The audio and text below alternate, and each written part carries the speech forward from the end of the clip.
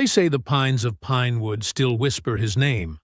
Isaiah Cole, a black Union soldier who came home from war hoping for peace, and found his preacher swinging from a tree. The sheriff called it justice. The town called it order. But Isaiah called it what it was: murder. That night, something in him broke, and something older woke up. When the moon rose again, 3 Klansmen hung from the same trees they once used for others, their hoods nailed to bark, their badges shining in the dark. He didn't march or pray for freedom. He hunted for it. One by one, the riders vanished, their bodies left scattered through the pines like warnings carved in flesh. Some say he lost his soul. Others say he found it. But every man in Pinewood learned one truth: when justice won't come from heaven, sometimes it rides from the woods. Before we go any further, comment where in the world you are watching from, and make sure to subscribe, because tomorrow's story is one you don't want to miss. The church bell rang out across Pinewood County, its urgent clanging pulling people from their homes like moths to flame. They came running through the warm Alabama night, some still buttoning shirts, others clutching children to their chests. What they saw stopped them cold. Reverend Elijah Burke swung from the oak tree outside his small wooden church. His body turned slowly in the night breeze, the rope creaking against the sturdy branch. His feet dangled 6 feet above the ground, his Sunday shoes pointing down at the trampled grass below. A burning cross, tall as a man and wrapped in oil-soaked cloth, hissed and spat nearby, casting dancing shadows across the horrified faces of the gathered townsfolk. In the distance, the sound of hoofbeats faded as hooded riders disappeared into the darkness of the pine forest. Isaiah Cole pushed through the crowd, his broad shoulders and determined stride parting the stunned onlookers. He'd just stepped off the northbound train, returning from 3 months laying railroad track in Tennessee. The canvas bag he carried dropped from his fingers when he saw the hanging man. "Reverend," he whispered, his deep voice breaking. The crowd murmured and shifted. Black faces showed fear and grief. White faces displayed mixtures of horror, satisfaction, and carefully blank expressions. A woman sobbed quietly, her face buried in her hands. Sheriff Thomas Grady arrived on horseback, his boots hitting the ground with a thud as he dismounted. He adjusted his hat and surveyed the scene with cold blue eyes. He wore no expression as he approached the hanging body. "Cut him down!" Isaiah demanded, stepping forward. Sheriff Grady turned slowly, measuring Isaiah with his gaze. "Isaiah Cole. Back from up north, are we? Just in time to see justice served." "Justice?" Isaiah's hands curled into fists. "What was his crime?" "Stirring up trouble," Grady replied coolly. "Teaching things that got no business being taught. Writing letters to Montgomery about good Christian folks here in Pinewood." He stepped closer to Isaiah. "A man should know his place in this world." Isaiah looked up at Elijah's body, at the piece of paper pinned to his robe. Even in the flickering light of the burning cross, he could make out the words, "Know your place." "I aim to cut him down," Isaiah said, moving toward the tree. Sheriff Grady's hand dropped to his holstered pistol. "You ain't doing nothing of the sort. This here's county business." 2 deputies flanked the sheriff, hands resting on their weapons.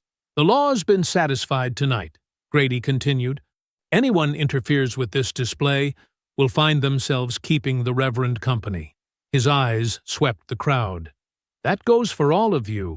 This stays till morning as a reminder." Isaiah took another step forward, but strong hands grabbed his arms. Virgil Poe, an older black man who ran the livery stable, held him back. "Not now, son," Virgil whispered urgently. "Not like this." Too many guns. Isaiah's body tensed like a spring about to uncoil, but after a moment, he relaxed slightly in Virgil's grip. His eyes never left Sheriff Grady's face. "Smart move," the sheriff said, with a thin smile. "Now, everybody go on home. Nothing more to see." The crowd began to disperse, some quickly, others lingering with uncertainty. Isaiah remained rooted to the spot, staring at his mentor's body, swaying gently in the night breeze. "He taught me to read," Isaiah said quietly. "Helped me write letters to my mama after the war. Never harmed a soul." Grady's smile disappeared. "Reading's what got him killed. Giving folks ideas they got no business having." He leaned in closer. "You do well to remember that, soldier boy." The sheriff mounted his horse and rode away with his deputies, leaving Isaiah standing in the shadow of the oak tree, the burning cross still casting its hellish light. Hours later, after the last townsperson had gone home and the cross had burned down to smoldering embers, Isaiah returned with a shovel. But finding the tool inadequate for his grief, he cast it aside. Instead, he dug at the hard Alabama soil with his bare hands, fingernails tearing, skin splitting as he clawed out a grave beside the church. All night he worked, the moon watching his solitary labor. He spoke no words as he dug, but tears tracked clean lines down his dust-covered face. When the hole was deep enough, he carefully cut down the reverend's body, cradling it as gently as a sleeping child. Isaiah washed Elijah's face with water from the church well, straightened his clothes, and folded his hands across his chest. He placed the reverend's worn Bible on his breast before lowering him into the ground. Each handful of dirt he placed over the body seemed to weigh 1,000 pounds. As he patted down the last of the soil, Isaiah spoke his first words since beginning his task.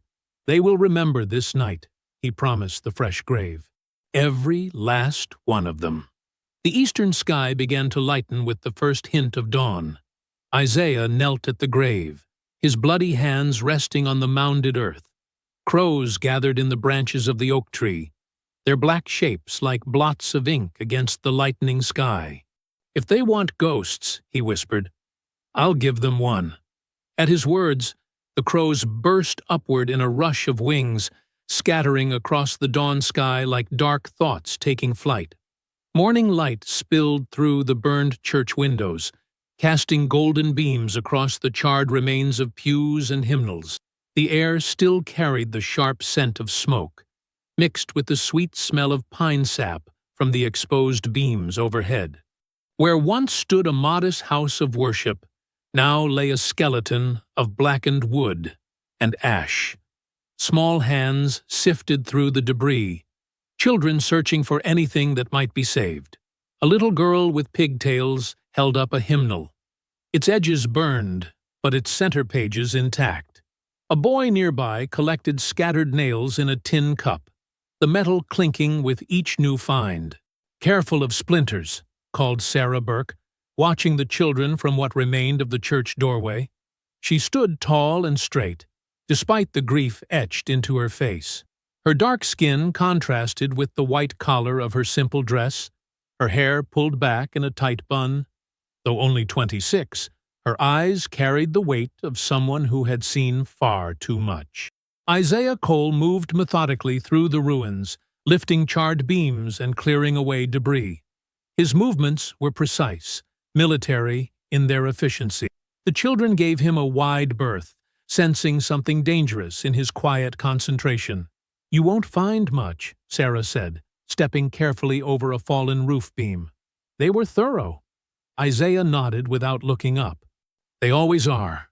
His hands were wrapped in strips of cloth, covering the raw wounds from digging Elijah's grave. Blood had seeped through in places, leaving rusty stains on the white fabric. "The children wanted to help," Sarah explained, watching as a boy rescued a small wooden cross from beneath a pile of ash. "I couldn't tell them no. Some things need to be mourned properly." "Your father was loved," Isaiah said. Sarah's eyes glistened. He taught most of these children their letters, fed them when times were hard.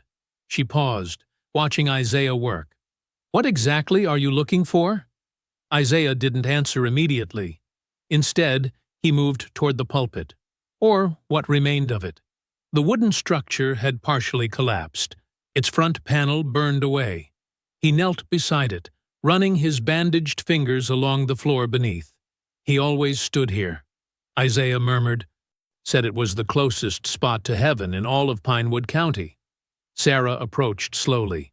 "He called it his standing ground. Said a man needs a place to plant his feet when speaking truth." Isaiah's fingers found a seam in the floorboards, almost invisible unless you knew to look for it. He pressed down on one end, and the opposite side lifted slightly. With careful movements, he pried up the board, revealing a small space beneath. There, wrapped in oilcloth and untouched by the fire, lay Elijah's Bible. Isaiah lifted it reverently, unwrapping the protective covering. The leather-bound book looked ordinary enough, worn at the edges, its pages yellowed with age and use. But when he opened it, something caught his eye. Notations filled the margins, names written in a careful hand, alongside verses about judgment and righteousness. "He kept records," Sarah said quietly, kneeling beside Isaiah. "Every Sunday, he'd announce the donations given to the church. Names and amounts, all proper-like."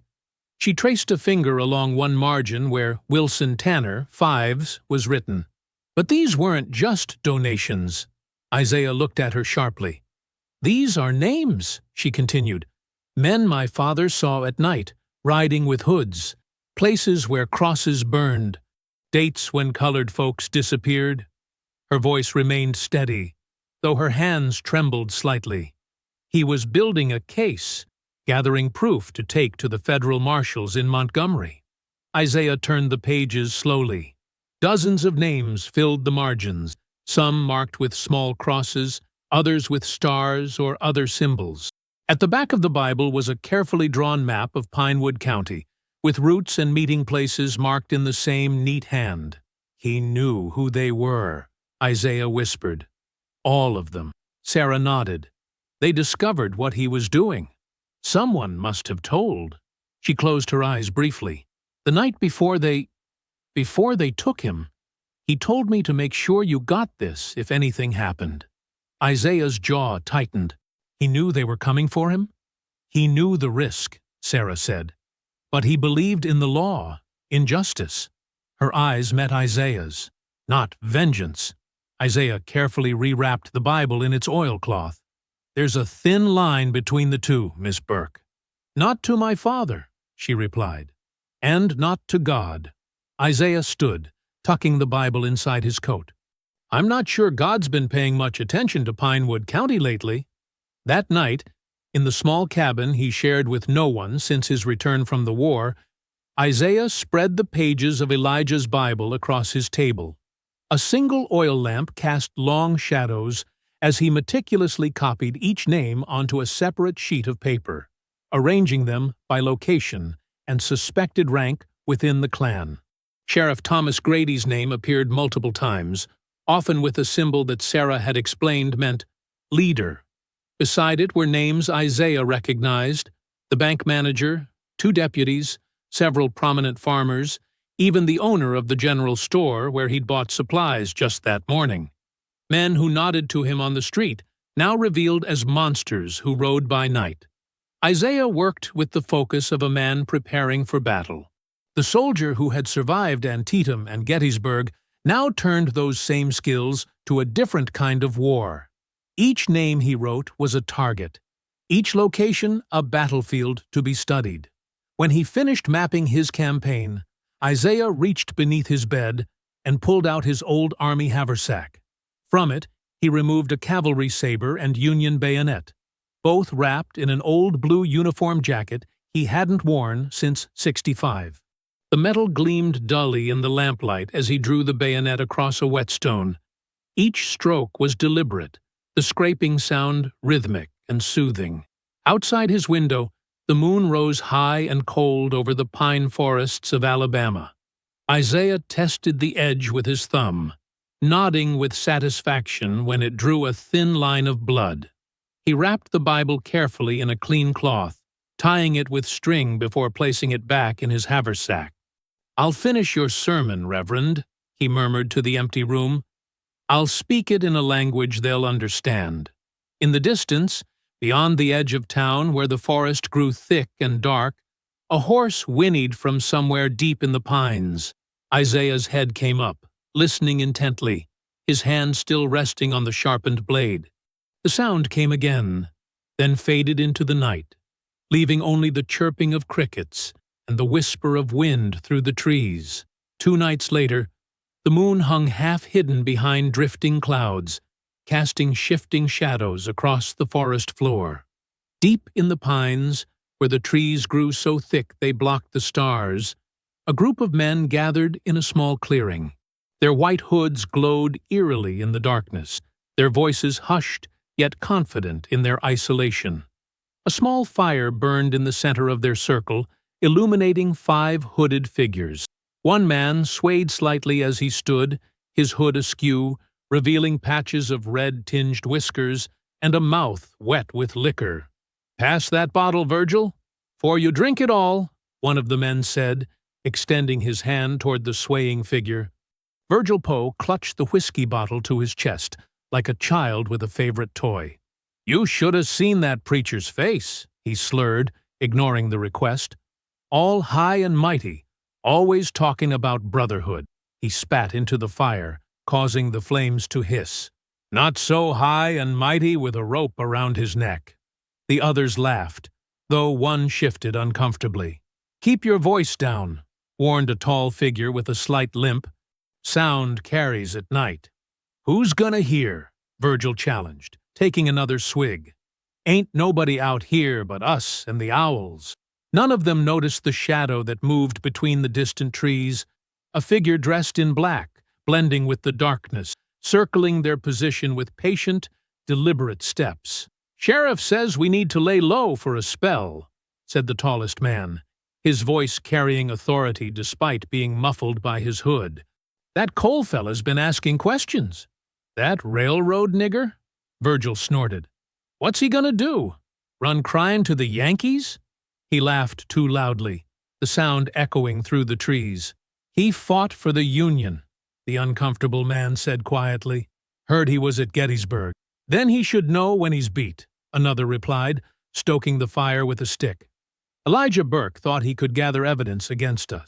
Look where that got him." The shadow paused at these words, now still as the trees themselves. Virgil lifted his bottle in a mock toast, to teaching that preacher his place. As they drank, a twig snapped in the darkness beyond the firelight. The men froze. "What was that?" one whispered. "Probably just a deer," the tall one answered, but his hand moved to the pistol at his hip. The shadow moved again, circling to where their horses were tied. With a soldier's precision, Isaiah Cole cut the reins, sending the animals bolting with a series of gentle slaps to their flanks. The horses crashed through the underbrush, their panicked whinnies filling the night. "The horses!" one man shouted, jumping to his feet. 2 men rushed toward the sounds, disappearing into the darkness. The remaining 3 drew weapons, backs to the fire as they peered into the night. "Who's out there?" the tall one demanded. The only answer was the flutter of a night bird, startled from its roost. Isaiah moved like smoke, years of battlefield experience guiding his every step. He bypassed the 2 men chasing horses, focusing on the 3 by the fire. The first man died without a sound, a bayonet between his ribs, quick and efficient. The second barely had time to turn before Isaiah's blade opened his throat. Only Virgil Poe remained, stumbling backward, whiskey bottle shattering on the ground, as he fumbled for his gun. You can't," he stammered, hood slipping to reveal terrified eyes. Isaiah stepped into the firelight, his face calm, almost blank. "They said the same thing at Antietam." The shot echoed through the trees, followed by silence. By the time the 2 men returned, having failed to catch the horses, they found only an abandoned fire and emptiness where their companions had stood. "Virgil?" one called hesitantly. "Jackson? Meeks?" They searched the small clearing, finding nothing but Virgil's broken bottle and a scrap of white fabric stained with blood. "We need to get the sheriff," the second man said, voice shaking. They turned to leave and saw them. 3 bodies swung gently from the branches of nearby pines, the same trees where colored men had dangled over the years. Their hoods had been removed, their faces exposed, their identities clear for any who might pass. Below each body, nailed to the trunk, hung the white hood that had once concealed them. Dawn broke over Pinewood with whispers of terror. Word spread quickly through the town. 3 men found hanging in the pines, their faces bloated, their hoods nailed below them like trophies. Sheriff Thomas Grady stormed through the streets, his face flushed with rage. "I want the name of every stranger in this county," he shouted to his remaining deputies. "Every colored man who's shown any disrespect." In the small room behind what remained of the church, Sarah Burke bandaged Isaiah's arm where a bullet had grazed him. Her movements were gentle, but her eyes were troubled. 3 men dead, she said quietly. "This will only bring more suffering to our people." "They started this," Isaiah replied, his voice steady. "I'm just showing them what it feels like to be hunted. My father believed in justice, not murder." Sarah pressed the bandage firmly against his wound. "Was what they did to your father justice?" Isaiah asked. Sarah's hands stilled. "No, but what you're doing isn't either." She tied off the bandage with a sharp tug. "Vengeance is a poison, Isaiah. It will doom us all." "Then let it doom me first," he answered, standing to leave. "I made a promise at his grave." That evening, as storm clouds gathered on the horizon, Isaiah sat at his table with Elijah's Bible open before him. With slow, deliberate movements, he crossed out 3 names from the margin: Jackson Willis, Meeks Howard, and Virgil Poe.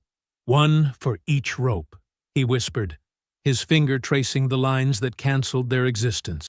Outside, thunder rolled across the sky, the first heavy drops of rain striking his window like thrown pebbles.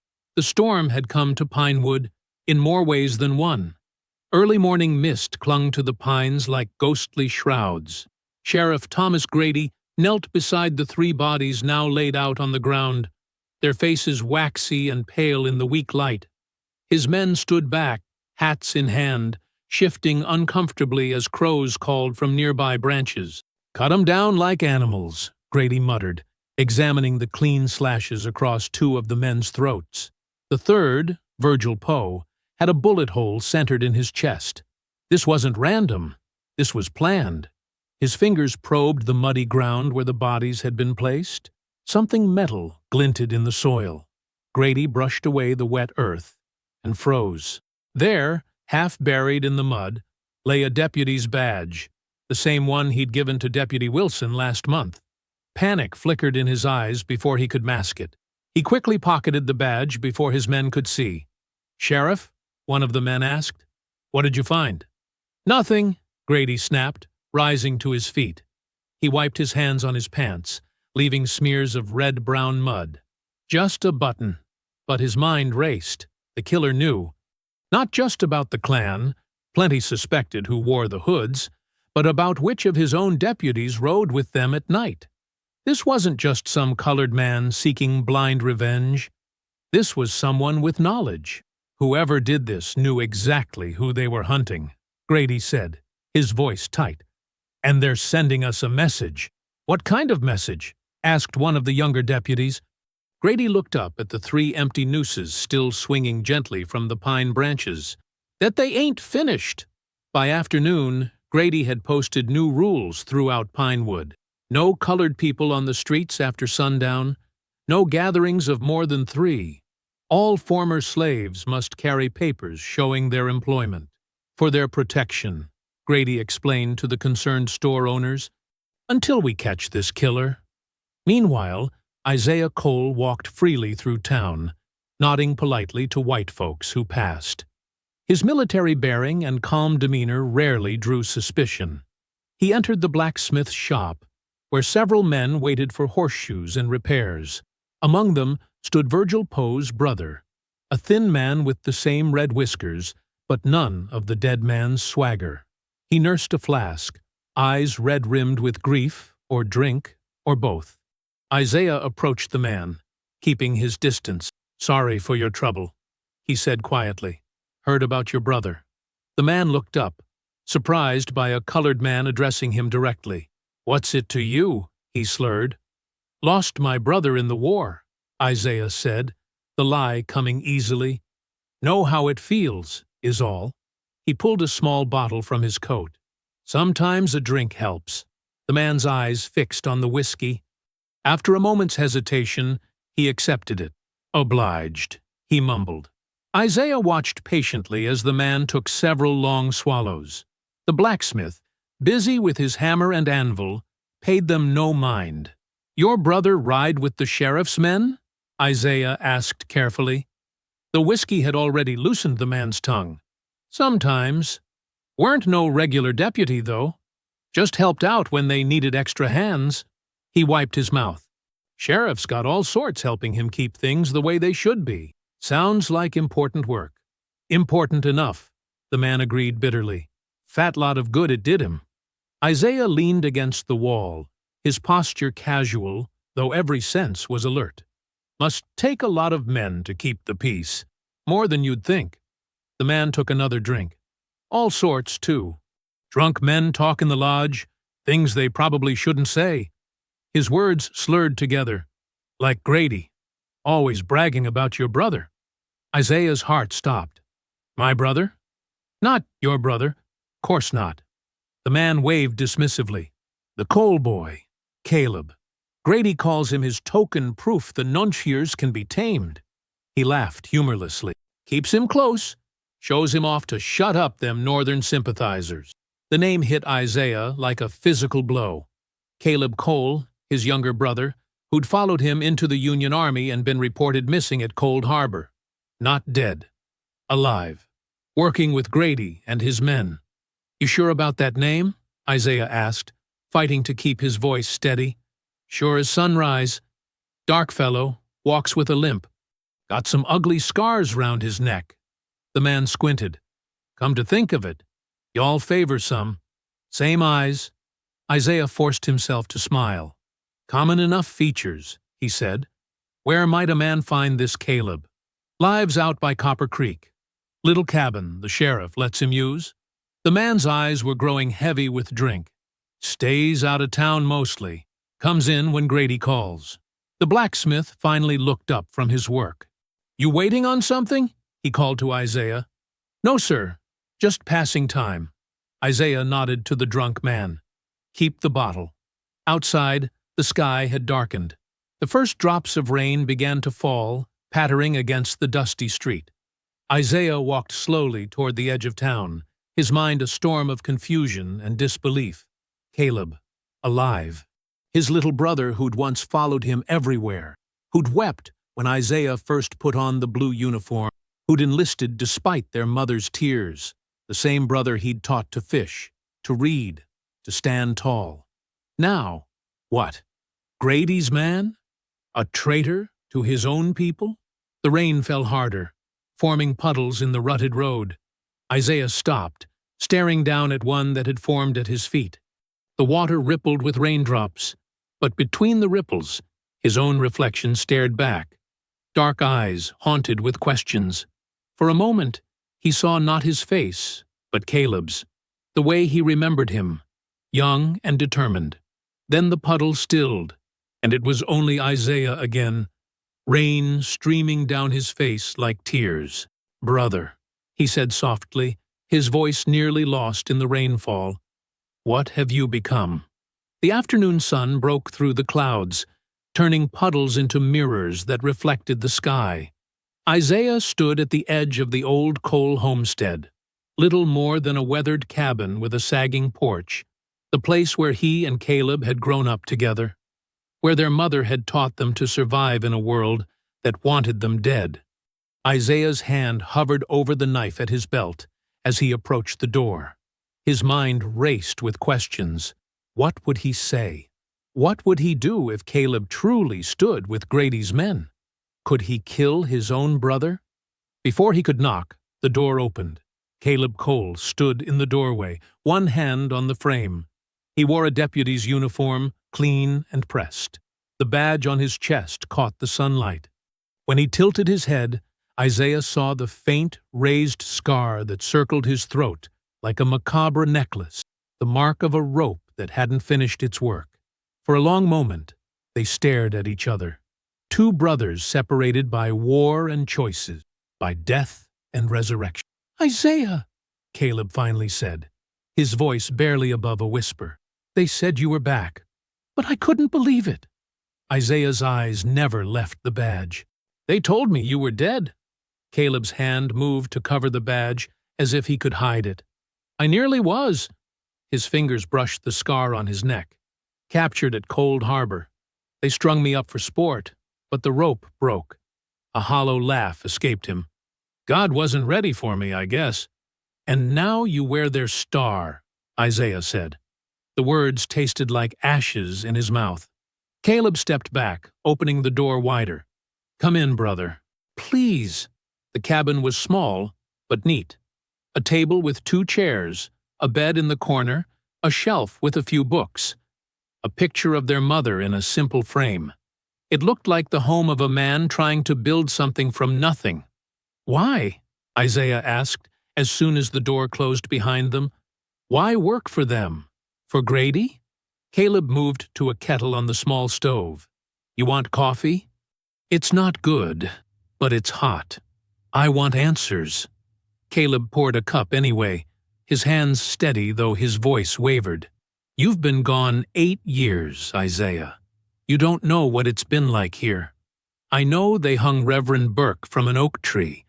I know they burned his church with children's books still inside.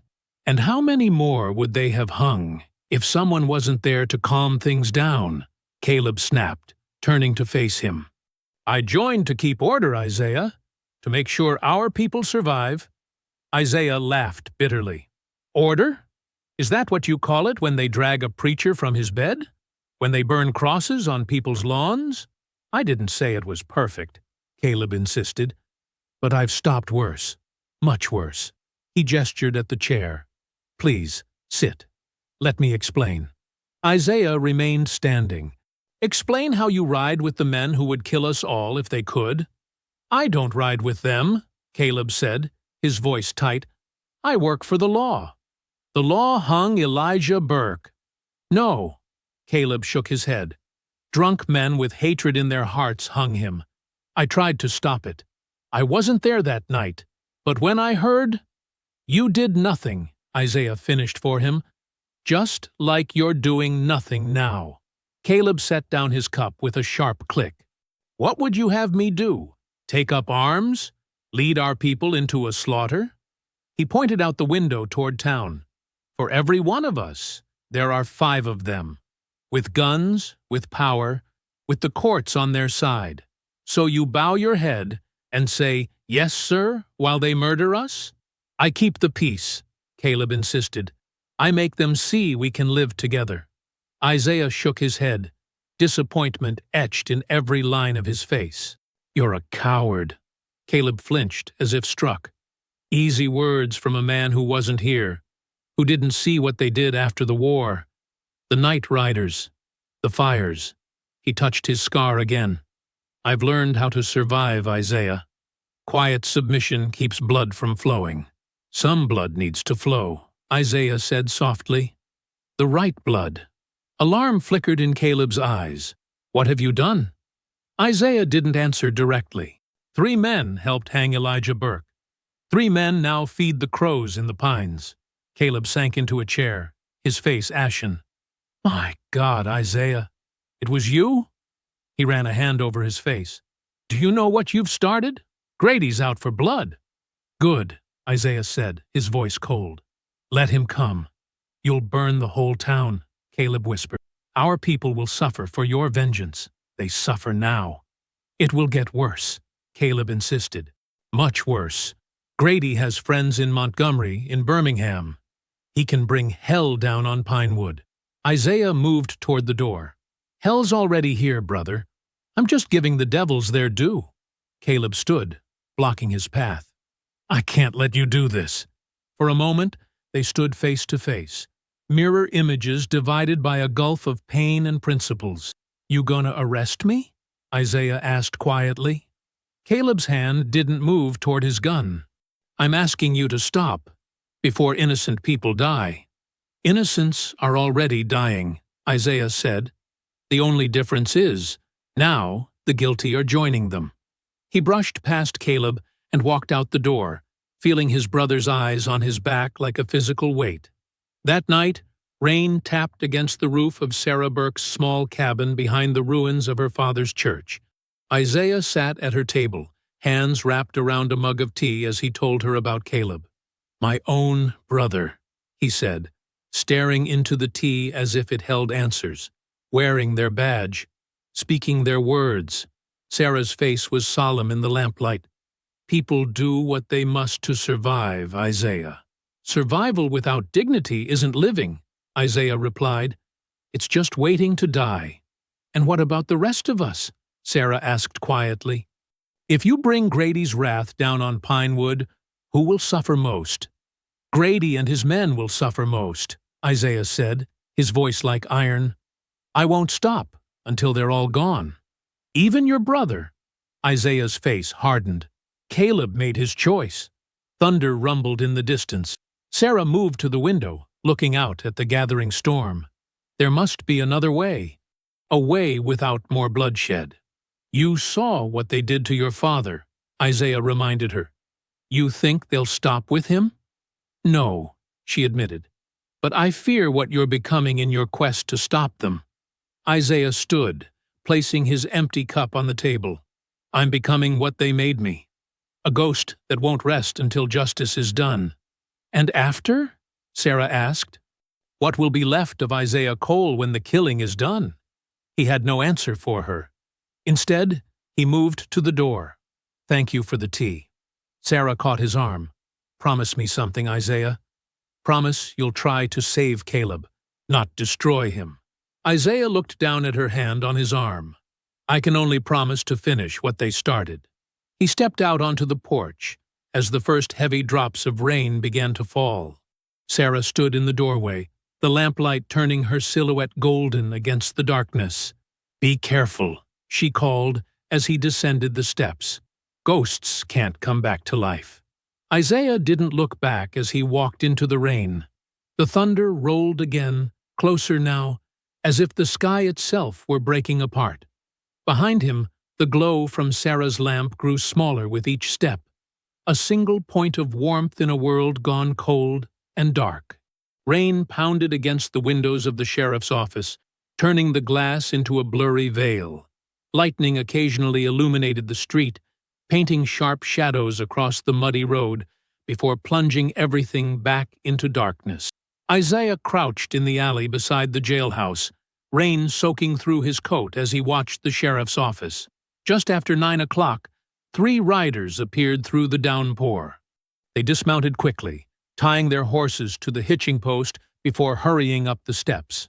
Isaiah's eyes narrowed as he recognized Judge Warren's distinctive limp. The other 2 kept their hats pulled low, but there was no mistaking the banker's round shape or Dr. Mitchell's tall, thin frame. They entered without knocking. Through the window, Isaiah could see his brother Caleb standing by the door like a statue, hand resting on his gun as the men removed their wet coats. Sheriff Grady emerged from the back office, smiling as he greeted them. Isaiah moved closer, sliding through the mud until he reached the side window.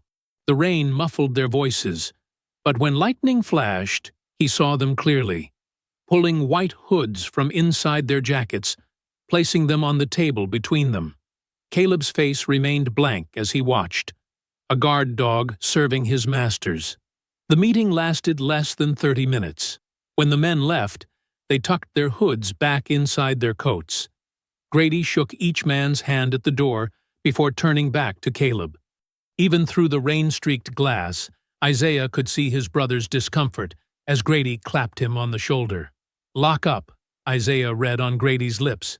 Tomorrow, we send a message they won't forget.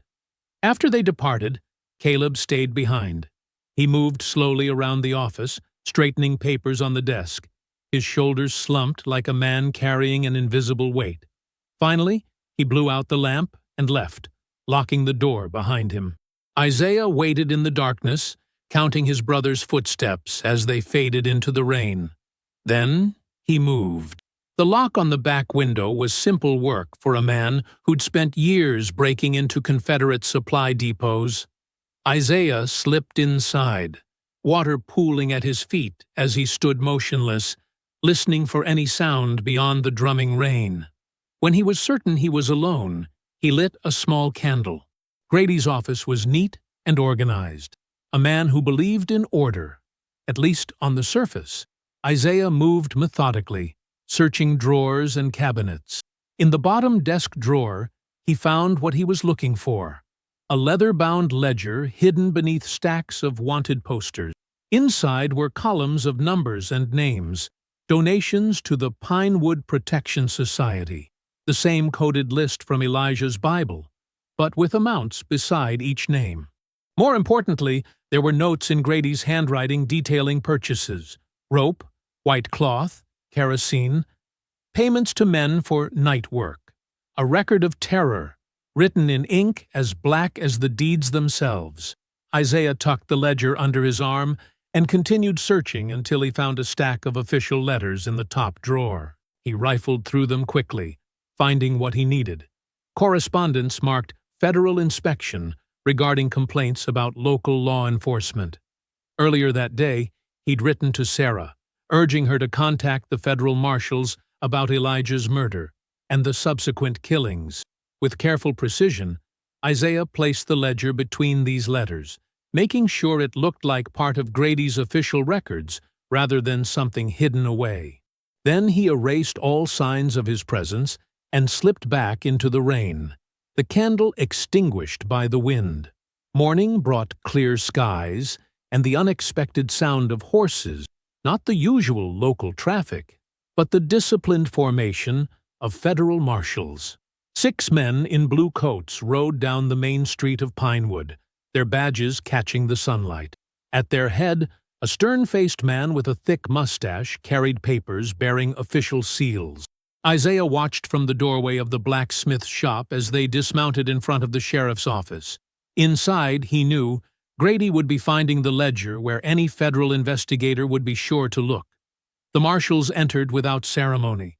Through the open door, Isaiah could see their leader presenting documents to a confused Grady.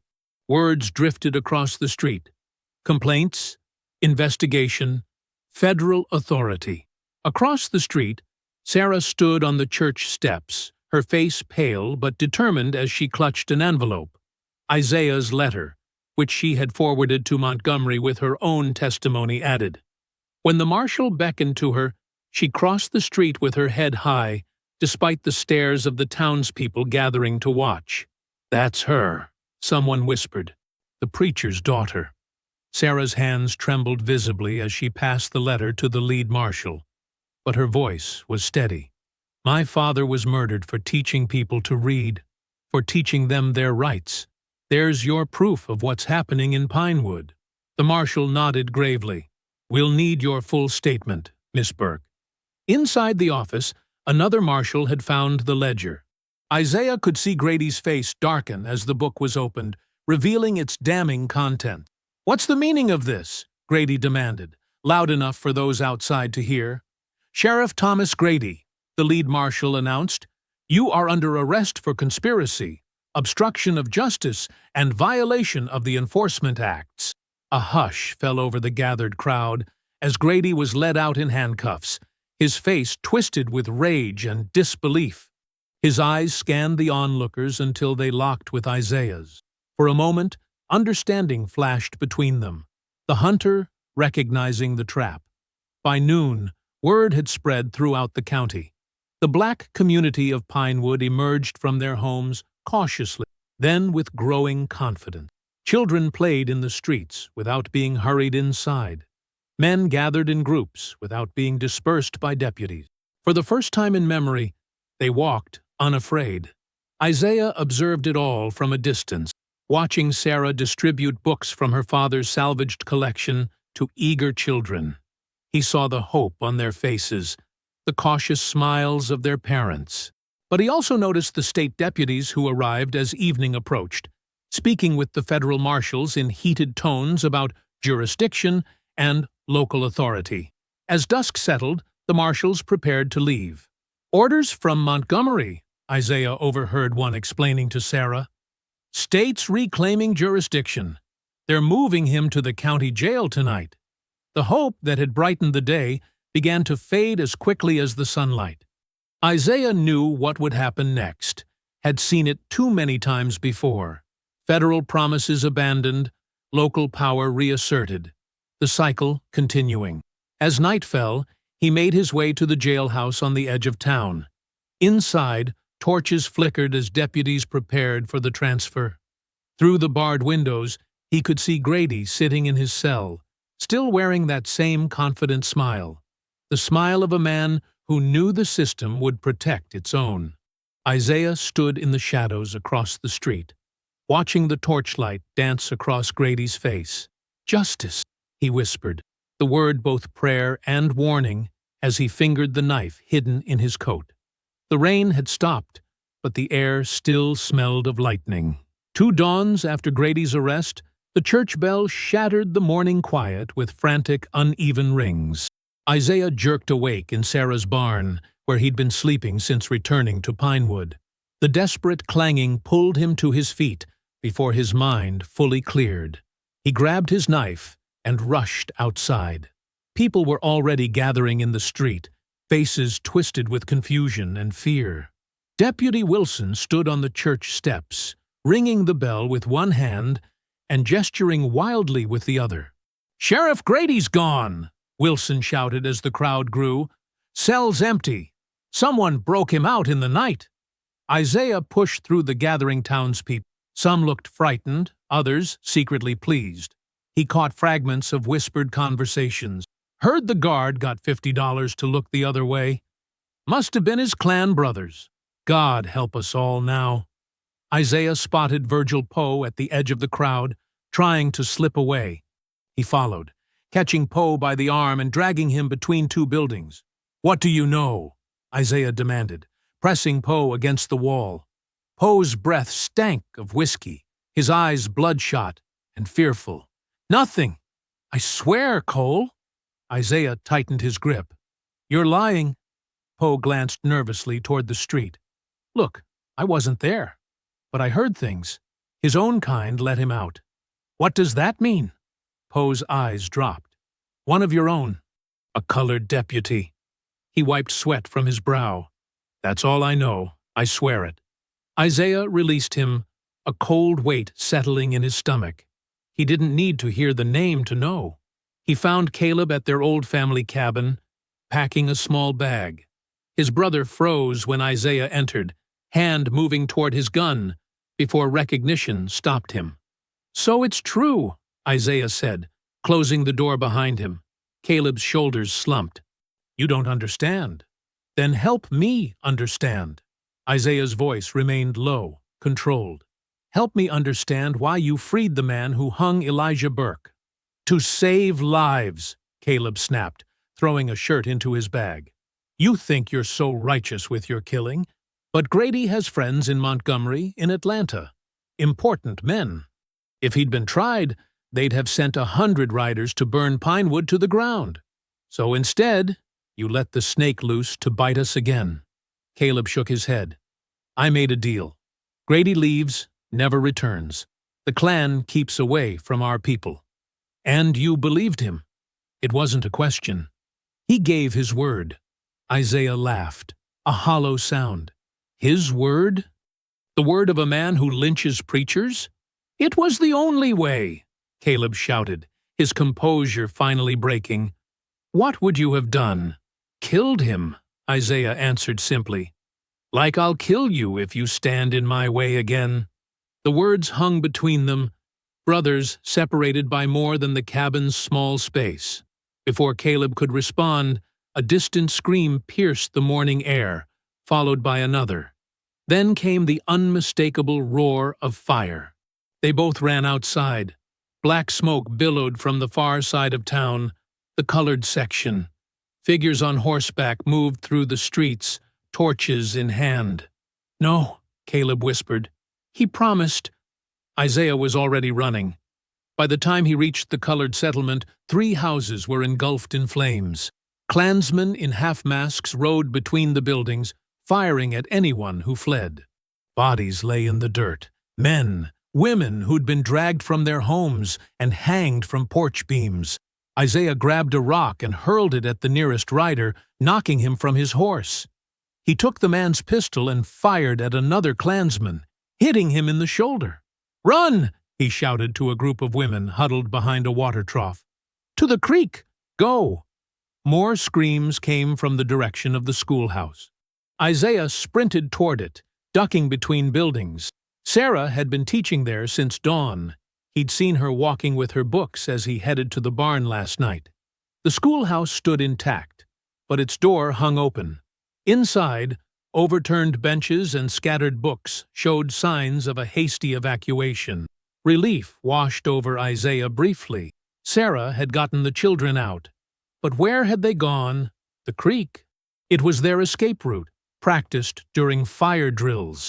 Isaiah ran through the woods toward the water. He found small footprints in the mud, confirmation the children had fled this way. Then his blood froze. On a bramble by the path hung a torn piece of fabric, the distinctive blue pattern of Sarah's headscarf. He snatched it from the thorns, a sick feeling rising in his throat. Droplets of blood stained the cloth. Further along, the mud showed signs of a struggle. One set of prints digging in, being dragged backward. Hoof prints circled the area. The trail led back toward the pine forest, Klan territory, where they had hung Elijah. Isaiah knelt by the creek, clutching Sarah's headscarf. Everything had come full circle. The federal marshals, the arrest, all for nothing. Worse than nothing. Now Sarah was taken, and the town burned behind him. He moved with renewed purpose toward the hollow oak, where he'd hidden his war trunk years ago. The weathered box contained what remained of his military life, things too dangerous to keep in town, but too valuable to discard. Beneath uniforms and papers lay what he sought: 2 Springfield rifles wrapped in oiled cloth, a Colt revolver, and boxes of ammunition he'd smuggled home after Appomattox. Isaiah cleaned and loaded each weapon with practiced efficiency. As he worked, more smoke rose from pine wood, staining the blue morning sky with columns of black despair. He retrieved Elijah's Bible from its hiding place and secured it in his saddlebag. Blood from his cut hand smeared across its leather cover as he mounted the horse he'd borrowed from Sarah's stable. The animal sensed his tension, dancing nervously beneath him as he checked his weapons one final time. "They wanted ghosts," he muttered, turning the horse toward the pine forest, where the shadows grew deepest. "They'll meet one." Night fell over the pines like a burial shroud. A bonfire roared in a clearing deep in the forest, its flames casting twisted shadows across hooded figures who circled it like demons at worship. Their voices rose in drunken songs of victory and hate. Sarah Burke stood tied to a post near the fire, her dress torn, her face bruised, but her eyes defiant. Blood had dried on her temple where they'd struck her, but she held her head high, refusing to show fear. Sheriff Grady paced before her, no longer wearing his badge, but draped in the full regalia of the Klan's leadership, a crimson-trimmed robe that caught the firelight like blood. His hood was pushed back, revealing his face to Sarah. "You see, Miss Burke," he said, taking a swig from a whiskey bottle, "your daddy never understood his place. Now, you don't understand yours." He gestured at the burning town visible through the trees. "That's what happens when you people get ideas." Sarah spat at his. "My father died for truth. What will you die for, Thomas Grady?" The gathered men laughed, passing bottles between them. Some wore their hoods, others their everyday faces. The butcher, the banker, men who tipped their hats to ladies on Sunday mornings. Grady spread his arms wide, addressing his followers. "Brothers, tonight we cleanse Pinewood. We start with this she-devil who thinks she can teach our children rebellion." The men roared their approval. One placed a torch near Sarah's feet, close enough for her to feel its heat. "The devil himself couldn't stop us now," Grady proclaimed, raising the whiskey bottle in toast. A rifle cracked from the darkness beyond the firelight.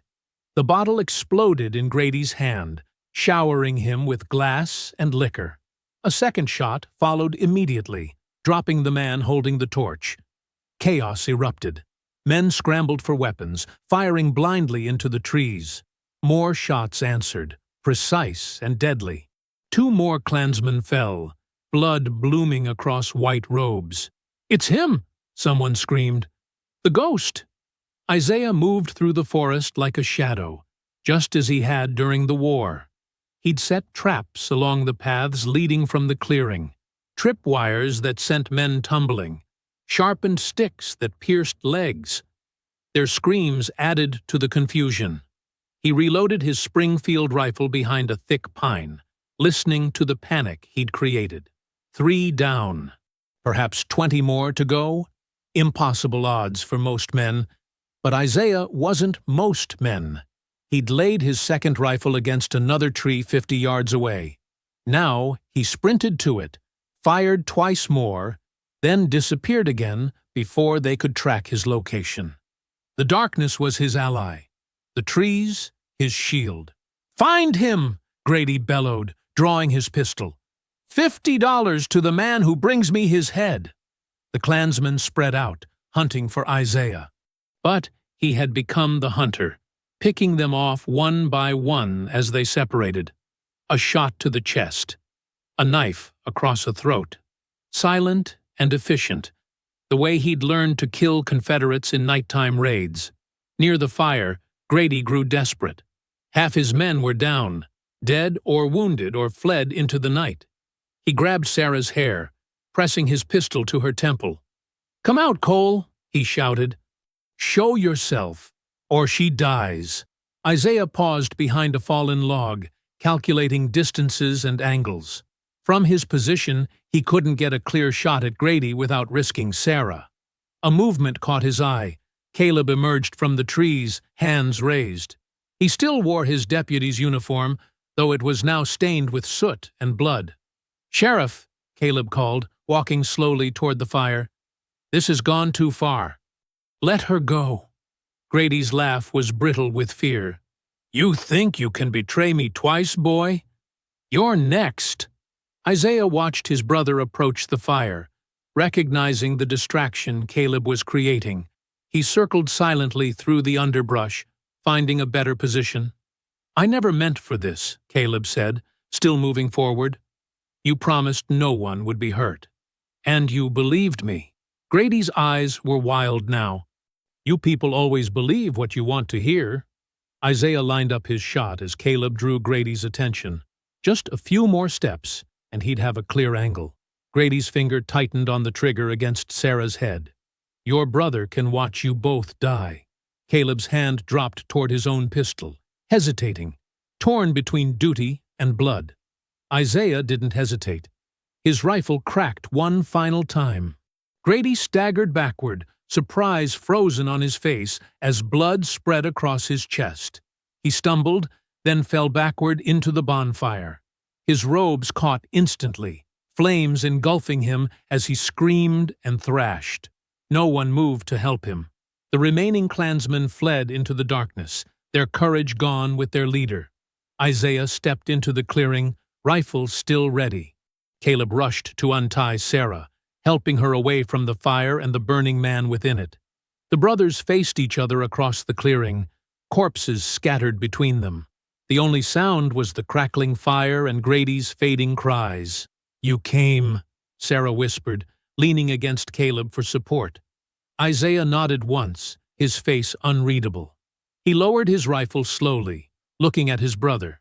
"Live as a coward or die free," Isaiah said, his voice carrying in the sudden quiet. "Choose better than you have." He turned away, walking into the smoke that drifted between the trees. Caleb called his name once, then dropped to his knees in the dirt, his body shaking with sobs. Sarah placed her hand on his shoulder, watching Isaiah's form dissolve into darkness. The flames began to die, leaving only embers and ash where men had stood. The first hint of dawn lightened the eastern sky, turning the smoke silver gray. Isaiah moved deeper into the forest, leaving no trail, becoming one with the shadows. Behind him, pinewood smoldered. Before him stretched wilderness, vast and empty of men. The pines swayed in the morning breeze, branches rubbing together with sounds like whispers, as if the trees themselves spoke of what they had witnessed, as if they harbored the spirits of those who had died beneath them, their ghosts now forever bound to this blood-soaked earth. Morning came to Pinewood with a blanket of mist that clung to the earth, turning the pine forest into a ghostly landscape. The fog muffled sound, creating an eerie stillness broken only by the creak of saddle leather as a column of federal marshals rode in from Montgomery. The lead marshal, a weathered man named Hollister with a thick gray mustache, reined his horse to a halt at the edge of the clearing. What he saw made even his battle-hardened expression falter. Bodies hung from the pines, not randomly, but in a deliberate pattern that formed a perfect circle around the clearing. Each corpse was stripped of its hood, face exposed to the morning light. Badges dangled from tree branches beneath them, twisted in the breeze like strange fruit.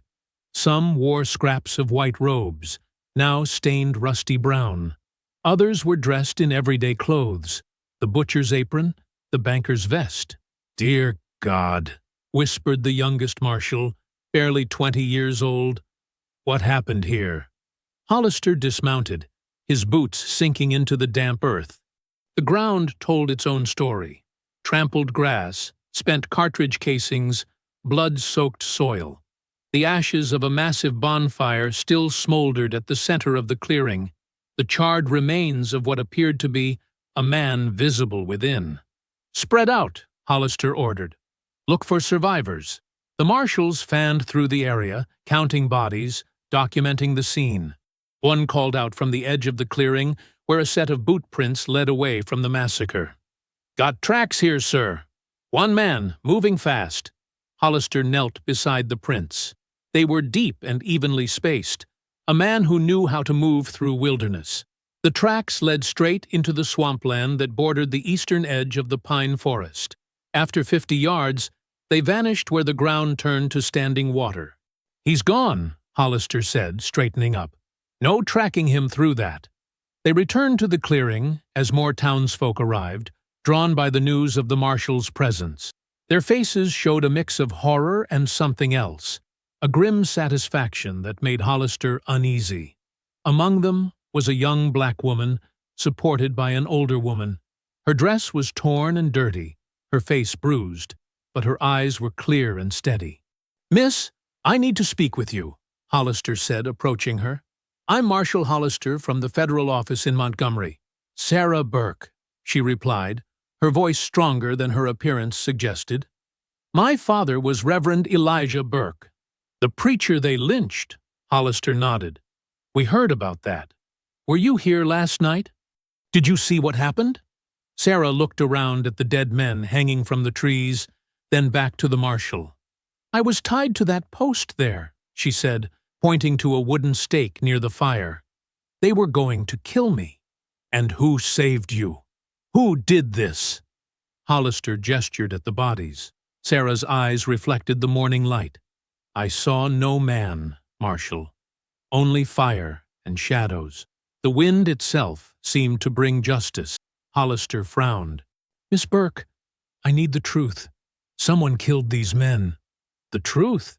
Sarah smiled faintly. "The truth is, they hanged my father, burned our homes, and terrorized us for years while the law looked away.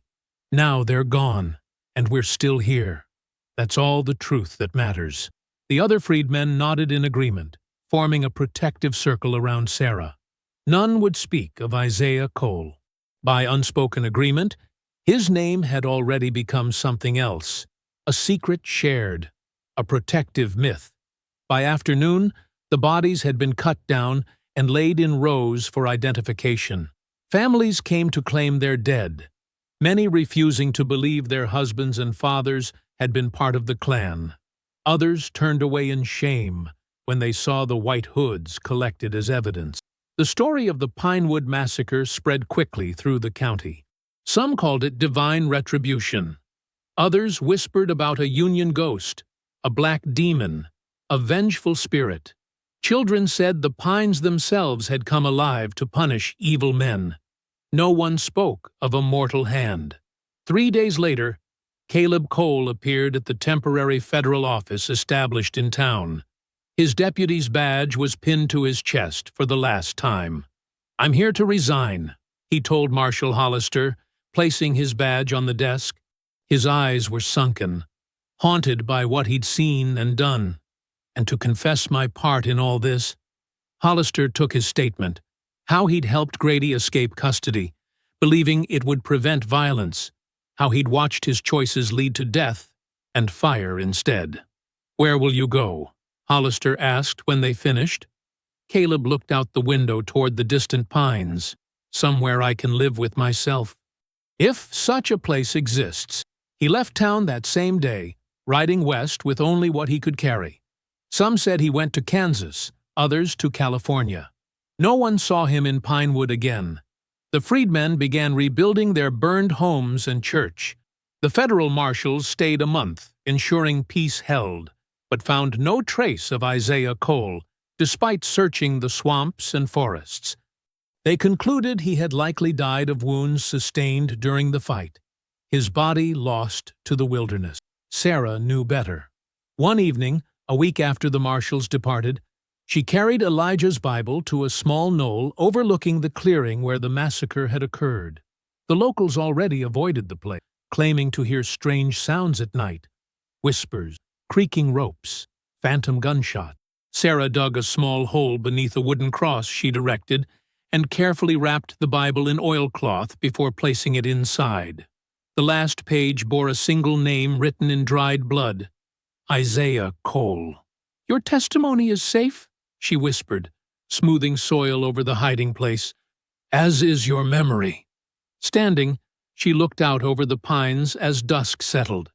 The wind stirred, moving through the trees with a sound like moaning, almost musical, like a hymn sung in a deep, mournful voice.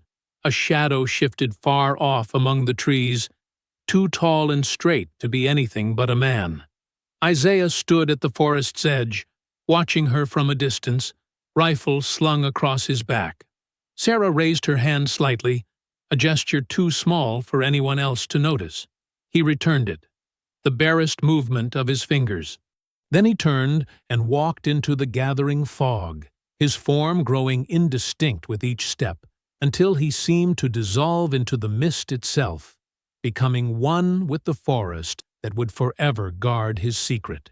10 years passed over Pinewood like seasons changing a forest, slowly at first, then all at once. The rebuilt church stood proud beneath the oak tree that had once borne such terrible fruit.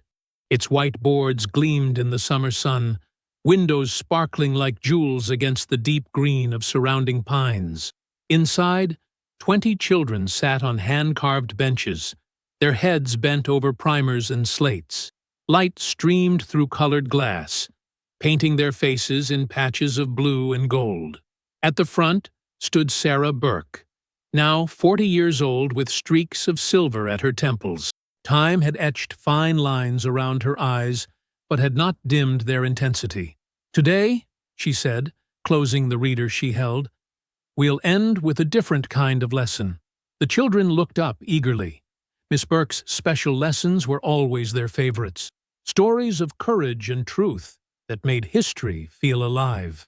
"Who knows why our church stands beneath this oak tree?" she asked. A small girl in the front raised her hand. "Because it gives good shade?" Gentle laughter rippled through the room. "That's true, Mary," Sarah smiled, "but there's another reason. This tree reminds us." "Reminds us of what, Miss Burke?" asked a boy near the back. Sarah walked to the window and looked out at the massive oak, its branches spreading wide over the churchyard. "It reminds us that sometimes good things can grow where terrible things happened." The children grew quiet, sensing the shift in her voice. They knew pieces of Pinewood's history, whispered fragments they'd caught from parents and grandparents. 10 years ago, this tree was used for evil.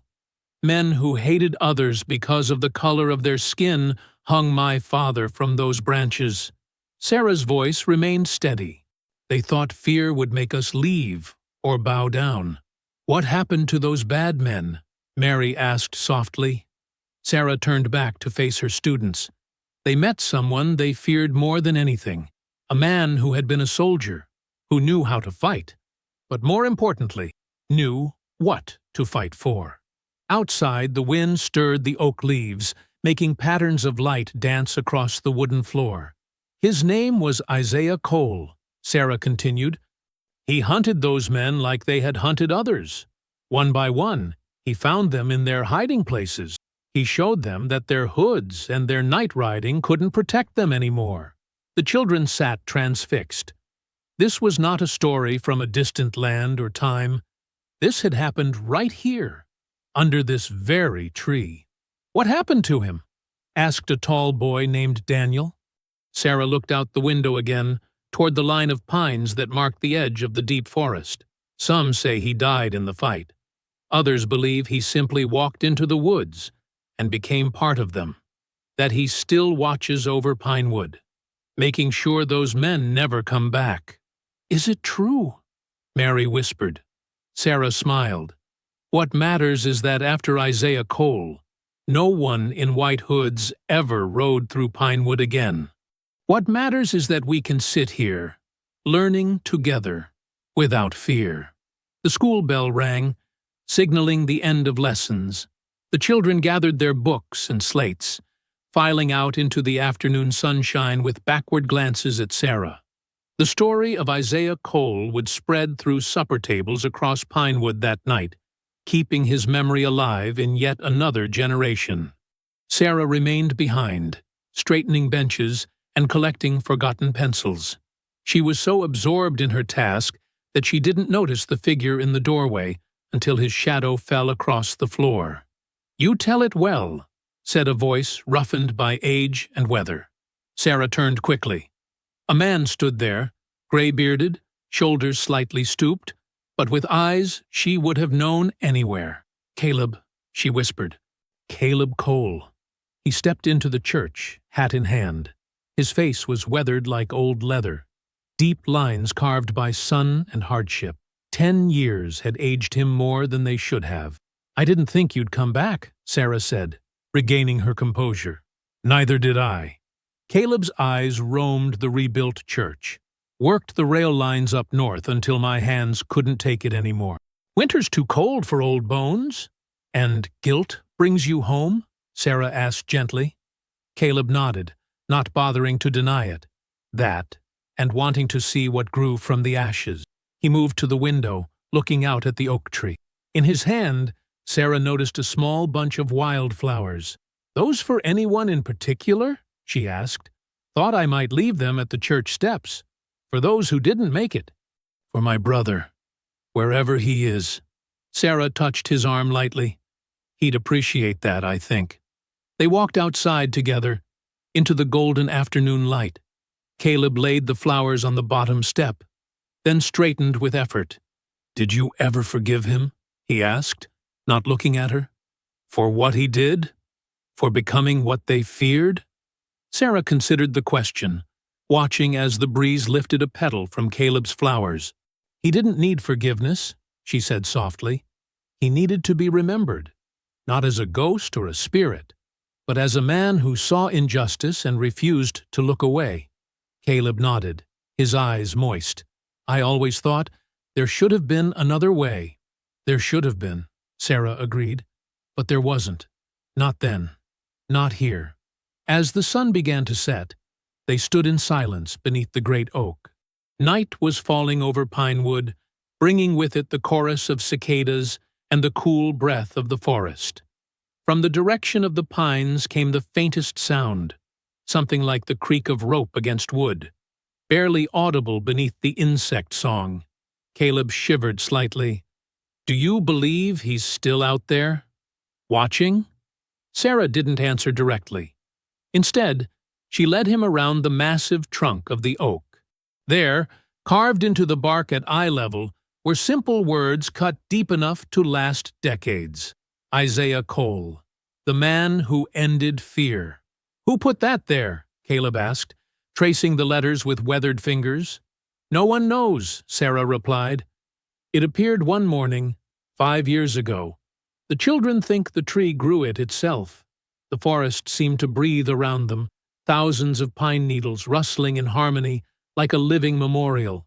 The sound rose and fell, almost like voices murmuring just beyond hearing.